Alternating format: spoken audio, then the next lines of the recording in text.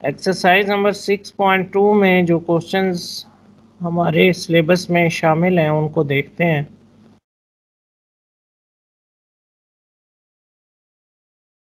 Screen share हो गई आपके साथ?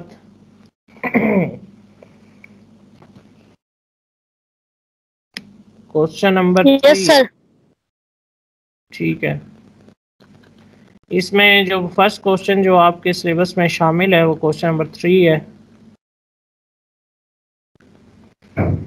क्वेश्चन नंबर 3 को देख लेते हैं। इसमें क्या कहा गया है? Find arithmetic mean by direct method for the following set of data. आपको कुछ नंबर्स यहाँ पे दिए गए हैं, उनका आपने अरिथमेटिक मीन फाइंड करना है डायरेक्ट मेथड से।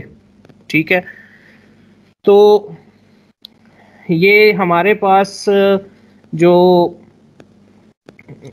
सेंट्रल टेंडेंसीज होती हैं, ये उसी में एक फर्स्ट पार्ट जो है इसमें वो अरिथमेटिक मीन होता है, जिसमें हम डाटा की सेंट्रल वैल्यू फाइंड करते हैं।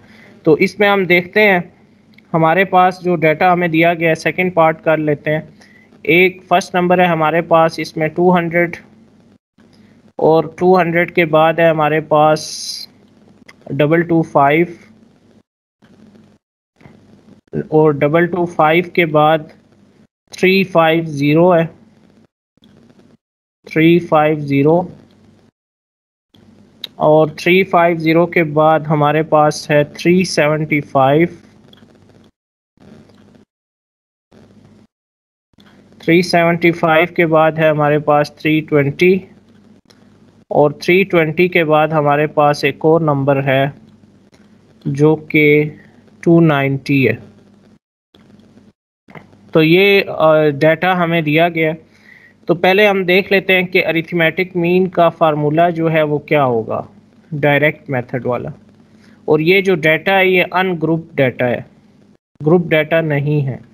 ग्रुप डाटा वो होता है जिसमें आपको या तो टेबल बनाना होता है, वो जहाँ पे हम, आपको याद होगा फ्रीक्वेंसी और टेली बार बनाते थे, उसको हम ग्रुप डाटा कहते हैं। और ये जो डाटा है इसको हम अनग्रुप्ड डाटा कहते हैं।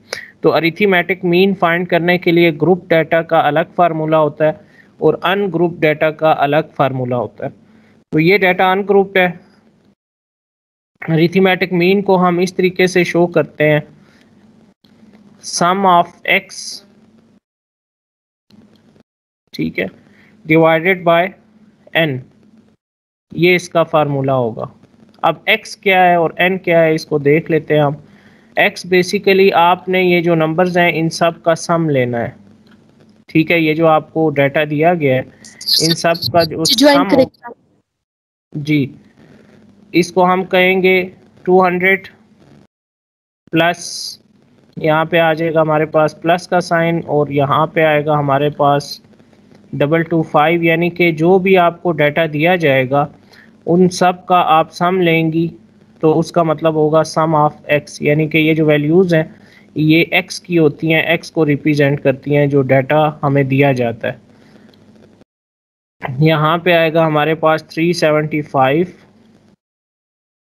और 375 के बाद आएगा हमारे पास 320, और 320 के बाद आएगा हमारे पास 290। ठीक है, हमने इन सब वैल्यूज़ का सम लिख दिया, सम ऑफ एक्स। अब हमें इनको काउंट करना है कि ये कितने हैं। 1 2 3, जी जी सलाह कह रही है मुझे कनेक्ट करे।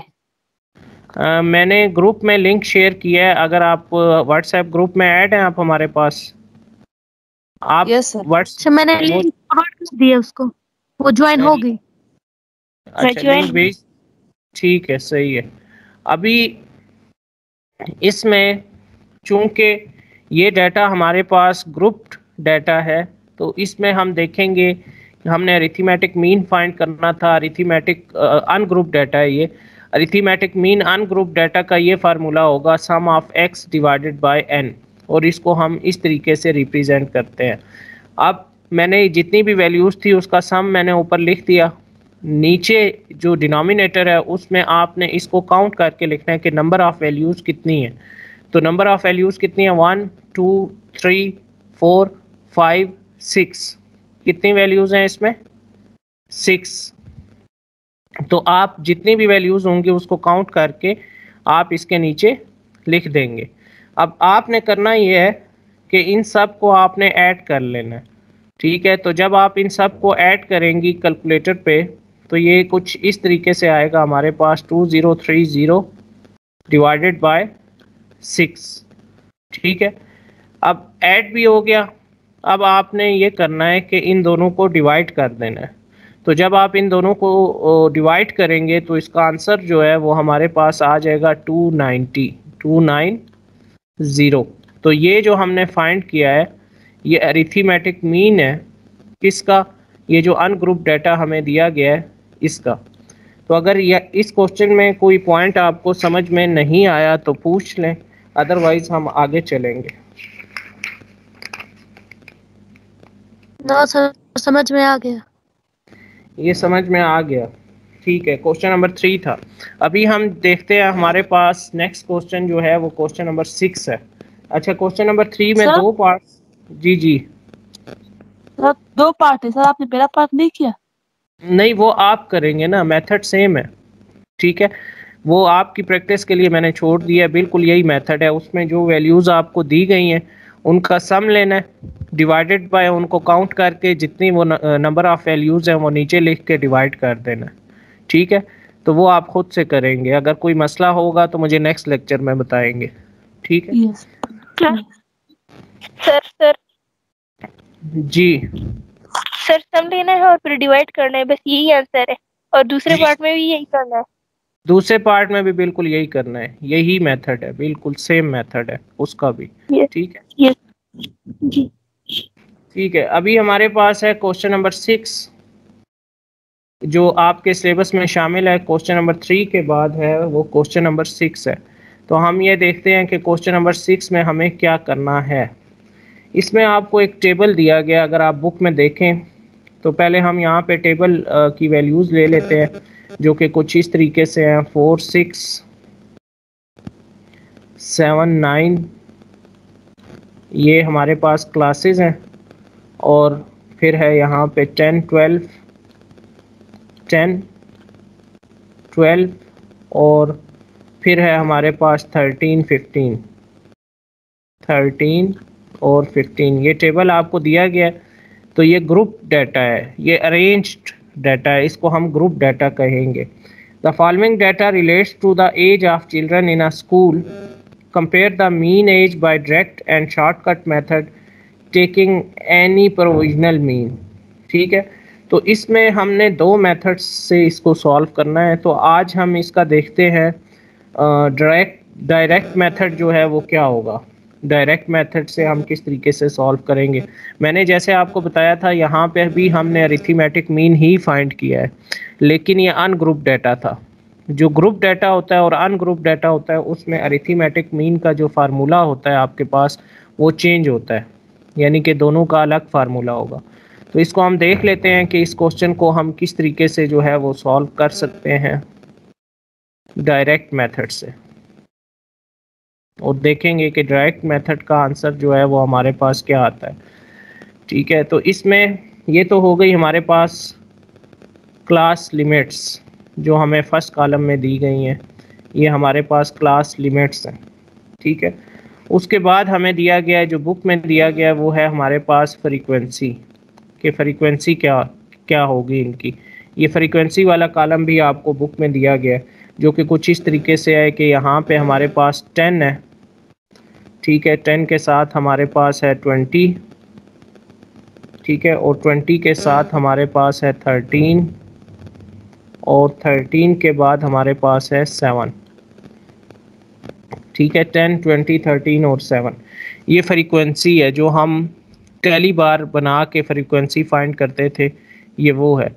तो अभी इससे आगे हमने क्या करना है, क्वेश्चन स्टार्ट करने से पहले ये क्लास लिमिट है, ये फ्रीक्वेंसी है, पहले हम फार्मूला देख लेते हैं, क्योंकि इसमें हमने कुछ और कॉलम्स ऐड करने हैं, तो आपको पता चल जाए कि वो कॉलम्स हम इसमें ऐड क्यों कर रहे हैं। तो अरिथमेटिक मीन ग्रुप डाटा का जो फार्मूला होगा वो होगा सम ऑफ एफ एक्स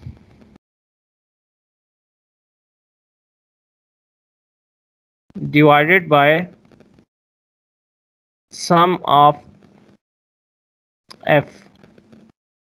ठीक है, तो ये फार्मूला होगा इसका। वहाँ पे जो अरिथमेटिक मीन का फार्मूला था वो था sum of x divided by n, क्योंकि इसमें फ्रीक्वेंसी नहीं होती।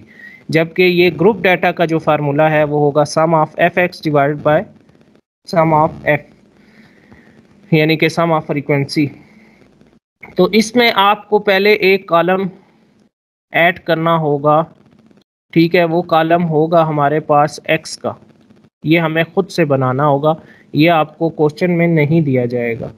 तो ये एक्स क्यों फाइंड कर रहे हैं, अगर आप गौर से देखेंगे तो यहाँ पे आपको नज़र आ रहा होगा इस फार्मूला में एक्स है, ठीक है, और फिर ये एफ एक्स है। मतलब एफ एक्स हम तब फाइंड कर सकेंगे यानी कि जब हमारे पास एक्स वाला कॉलम मौजूद होगा। तो पहले हम एक्स फाइंड कर लेते हैं कि एक्स क्या होगा। एक्स जो है वो होगा मिड पॉइंट, ठीक है। मिड पॉइंट्स हमने फाइंड किए थे प्रीवियस क्वेश्चंस में, अगर आपको याद हो। मिड पॉइंट फाइंड करने का मेथड एक दफ़ा फिर मैं यहाँ पे आपको बता देता हूँ। वो कुछ इस तरीके से होगा 4 + 6 डिवाइडेड बाय 2। अब 4 मैंने कहाँ से लिया, यहाँ से, और 6 मैंने यहाँ से लिया। इन दोनों को जब हम प्लस करेंगे तो ये हो जाएगा 10 डिवाइडेड बाय 2। तो 10 डिवाइडेड बाय 2 जो है वो होगा हमारे पास 5, यानी कि यहाँ पे हमारे पास आ जाएगा 5। इसी तरीके से आपने 7 और 9 को ऐड करना है और उसको 2 से डिवाइड करना है। तो 7 और 9 को जब हम डिवाइड करेंगे, ऐड करेंगे, तो वो हो जाएगा हमारे पास 16। तो 16 को जब हम 2 से डिवाइड करेंगे तो वो होगा हमारे पास 8। अच्छा, अब आपको बार बार इस तरीके से करने की ज़रूरत नहीं है, आप सिर्फ इतना देख लें कि इन दोनों में गैप कितना आ रहा है। 5 और 8 में कितने का डिफरेंस है, कितने नंबर्स का, 3 नंबर्स का डिफरेंस है ना, ठीक है। तो 8 में 3 ऐड कर दें 11 होगा, और 11 में 3 ऐड कर दें तो क्या होगा 14, ठीक है। अगर आप इसको ऐसे भी देख सकते हैं कि 7 और 4 इस क्लास में कितना डिफरेंस है, 7 - 4 3 का डिफरेंस है। इसी तरह 10 - 7 इसमें भी 3 का डिफरेंस है। तो जो आपके पास फर्स्ट मिड पॉइंट आ गया उसको आप क्लास के साइज के साथ ऐड कर दें, 5 + 3 8 + 3 11 + 3 14। तो इस तरीके से भी हम फाइंड कर सकते हैं मिड पॉइंट्स, लेकिन फर्स्ट जो मिड पॉइंट है वो आपको ऐसे ही फाइंड करना होगा। उसके बाद आप आगे दूसरे मेथड से कर सकते हैं। तो ये क्लियर हो गया आपको, एक्स वाला कॉलम जो है। सर जी सर हम 2 से क्यों डिवाइड करेंगे ये ऊपर वाला मिड पॉइंट? मिड पॉइंट देखें, आपके पास जो नंबर्स होते हैं, अगर वो 2 नंबर्स हैं उनका आपने मिड पॉइंट फाइंड करना है तो उसको आप 2 से डिवाइड करेंगे। अगर वो 3 नंबर्स हैं उसका मिड पॉइंट फाइंड करना है तो 3 से डिवाइड करेंगे। अगर वो 4 नंबर्स हैं उसको आप 4 से डिवाइड करेंगे मिड पॉइंट फाइंड करने के लिए। तो यहाँ पे हमारे पास जो थे वो सिर्फ 4 है और 6 है। हमने 2 नंबर्स लिए हैं, एक 4 लिया और एक 6 लिया। तो जब हमने इसका मिड पॉइंट फाइंड करना है तो इसको हम इस वजह से 2 से डिवाइड करेंगे। मैंने आपको लास्ट टाइम भी एक एग्जांपल दी थी।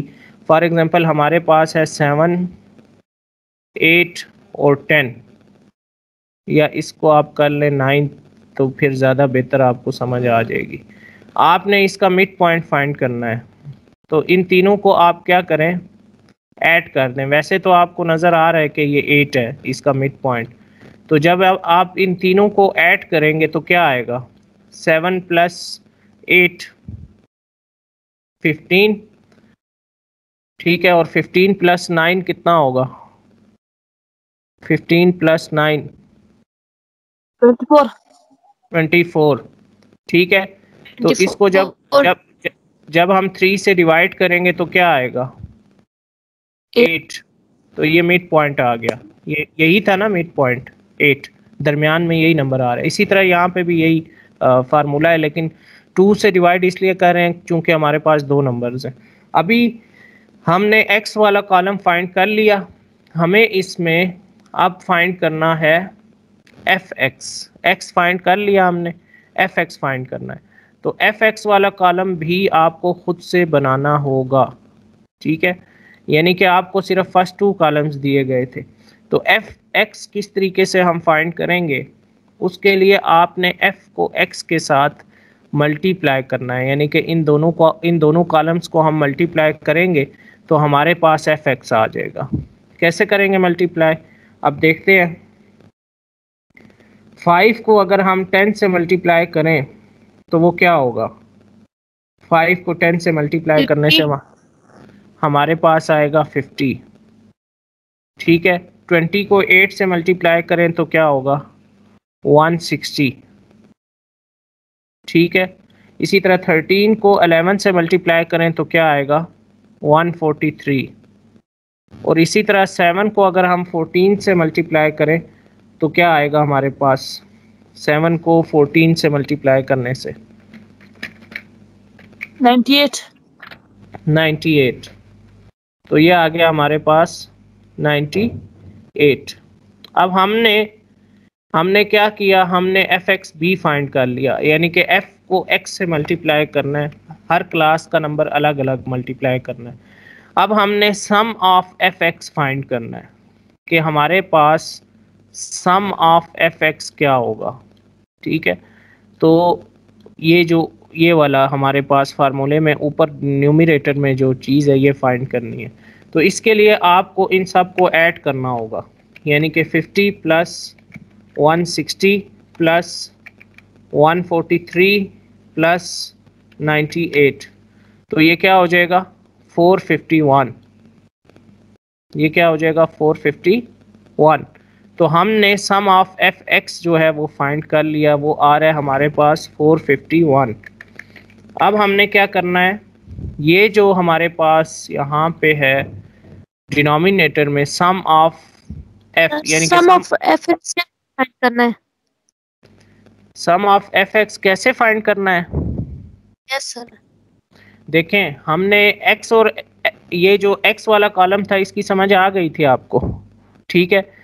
हमने f को x के साथ मल्टीप्लाई किया, 10 5 50, 28 160, 13 11 143, 7 14 98। तो अभी हमने इन सब का सम लेना है, कैसे लेना है, 50 प्लस 160 प्लस 143 प्लस 198 नहीं है 98 है।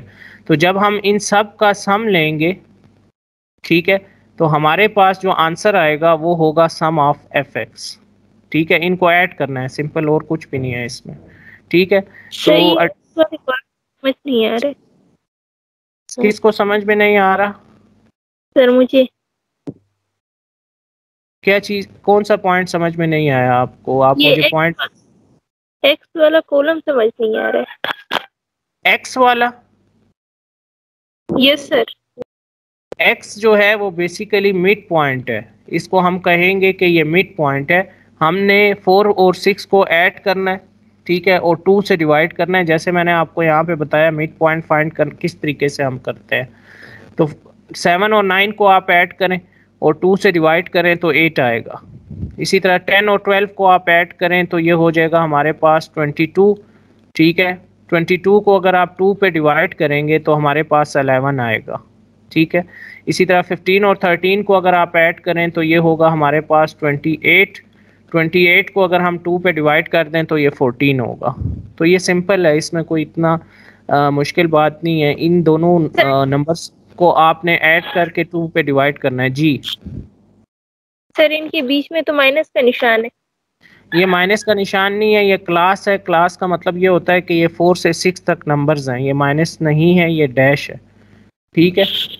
आपने इसको नहीं देखना, आपने लोअर क्लास लिमिट लेनी है, अपर क्लास लिमिट लेनी है, उन दोनों को ऐड करके 2 से डिवाइड कर देना है, बस सिंपल है। मिड पॉइंट फाइंड करना है, ये डैश होती है, इसका मतलब होता है 4 से 6 तक नंबर्स इसमें शामिल है, ठीक है। अभी यहाँ तक डिवाइड करना है जी, सिर्फ 2 से ही डिवाइड करना है या किसी और से? 2 से ही डिवाइड करना है, क्योंकि हमारे पास नंबर्स दो है ना जिसका हम मिड पॉइंट फाइंड कर रहे हैं, तो टू से इस वजह से डिवाइड करेंगे। अच्छा, अभी यहाँ तक सबको क्लियर हो गया? Yes sir. ठीक है। यस अब सर। हमने यहाँ पे फाइंड करना है सम ऑफ एफ। वो क्यों फाइंड करना है, उसकी रीजन ये है, अगर आप ये फार्मूला देखेंगे तो यहाँ पे सम ऑफ एफ है। सर जी जी। सर ये 451 कहाँ से आया? कौन सा ये 451 कहाँ से आया? Yes sir. मैंने आपको बताया कि आपने ये करना है, 50 को हमने ऐड किया 160 में, फिर 160 को हमने ऐड किया 143 में, फिर 143 को हमने ऐड किया 98 में। ठीक है, यानी कि आप इन सब को ऐड कर लें, 50 प्लस 160 प्लस 143 प्लस 98, तो ये 451 आता है। इन सब को आपने आपस में ऐड करना है, ये जिसके साथ मैंने साइन ये लगाया, प्लस का साइन लगाया हुआ है। ठीक है, तो यस सर। इसका सम जो है इसका जो सम है वो 451 होगा। अब चूंकि हमने ये सम ऑफ एफ एक्स फाइंड कर लिया, अब हम सम ऑफ एफ फाइंड करेंगे। वो किस तरीके से होगा उसको देखें। आपने उसमें ये करना है कि यहाँ पे आपने प्लस लगाना है, फिर यहाँ पे मतलब लगाना नहीं है, आपने इनको प्लस करना है, ये मैं आपको समझाने के लिए लगा रहा हूँ। ठीक है, आपने कैसे करना है, 10 प्लस 20, तो 10 प्लस 20 कितना हो जाएगा, 30। फिर 30 को आप 13 में प्लस करेंगे, 13 में प्लस करेंगे तो ये 43 हो जाएगा। 43 को फिर आप 7 में प्लस करेंगे तो ये हो जाएगा हमारे पास 50। ठीक है, यानी कि इस पूरे कॉलम का आपने सम लेना है, फ्रीक्वेंसी का सम लेना है। ठीक है, तो ये होगा सम ऑफ एफ 50। अब हम यहाँ पे जगह नहीं है, एक और जगह पे कर लेते हैं। ये अरिथमेटिक मीन का जो फार्मूला था वो हमारे पास कुछ इस तरीके से था, sum of f x divided by sum of f. ठीक है, तो इसमें वैल्यू हम यहाँ से ले लेते हैं। एक वैल्यू जो है वो हमारे पास है 451। ठीक है, 451, तो इसकी जगह हम पुट कर देंगे 451, और सम की फ्रीक्वेंसी का जो सम है उसकी वैल्यू हमारे पास है 50, ये वाली वैल्यू। तो ये हम यहाँ पे पुट कर देंगे 50, ये हो जाएगा 50, और ये जो है जब आप इसको 451 को 50 से डिवाइड करेंगे, ठीक है, कैलकुलेटर पे, तो आपके पास जो आंसर आएगा वो आएगा 9.02, 9.02। तो ये जो हमने फाइंड किया है ये अरिथमेटिक मीन है, डायरेक्ट मेथड से ग्रुप डाटा का ये अरिथमेटिक मीन है। तो अब ग्रुप डाटा और अनग्रुप डाटा का फ़र्क तो आपको पता चल गया। जो डाटा आपको गिवन होगा टेबल में वो ग्रुप्ड होगा, अदरवाइज जो सिर्फ नंबर्स होंगे और उसकी आपको क्लासेस नहीं बनानी होंगी तो वो अनग्रुप डाटा होगा। तो अनग्रुप डाटा के लिए जो हमने फार्मूला देखा था अरिथमेटिक मीन का, वो कुछ इस तरीके से था, sum of x divided by n, जो हमने फर्स्ट क्वेश्चन किया। और जो ग्रुप डाटा है उसी का अरिथमेटिक मीन अगर हमने फाइंड करना हो तो उसका फार्मूला होगा सम ऑफ एफ एक्स, ठीक है, divided by F x divided by sum of F, sum of frequency. ठीक है, तो ये दो फार्मूले हैं जो आज हमने देखे हैं, और अरिथमेटिक मीन को हम कुछ इस तरीके से रिप्रेजेंट करते हैं। अब आपने क्या करना है आज का काम, क्योंकि अगर आज ही हम इनडायरेक्ट मेथड भी कर लेंगे तो उसमें आप कंफ्यूज हो जाएंगे, इसलिए आज आपने ये करना है, जो मैंने क्वेश्चन नंबर 3 में एक पार्ट छोड़ दिया है अनग्रुप डाटा का, उसकी आपने प्रैक्टिस करनी है। और दूसरा ये क्वेश्चन नंबर 6 जो है इसको आपने इसी मेथड से, यानी कि डायरेक्ट मेथड से खुद से सॉल्व करके देखना है कि आपका ये आंसर आ रहा है या नहीं आ रहा। ठीक है, तो अगर ये आपको क्लियर हो जाएगा तो उसके बाद हम जो इसका शॉर्ट मेथड है या इनडायरेक्ट मेथड है उससे कल हम इसी क्वेश्चन को दोबारा सॉल्व करेंगे। ठीक है, यहाँ तक अगर किसी का कोई क्वेश्चन है तो पूछ सकते हैं। सर जी जी, वो पिछले पेज में आपने 451 डिवाइडेड, हाँ ये सर ये कहाँ से आया? 451 कहाँ से आया?